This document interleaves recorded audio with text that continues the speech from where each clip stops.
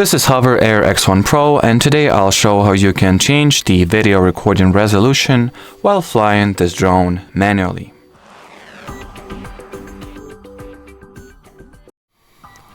So in the beginning, you will need to pick up your mobile device and launch the HOVERAir X1 mobile app.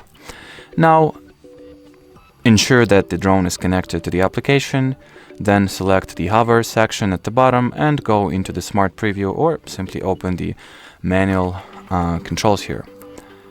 Now go into settings, shooting settings. Of course, before that, make sure that the video shooting mode is selected.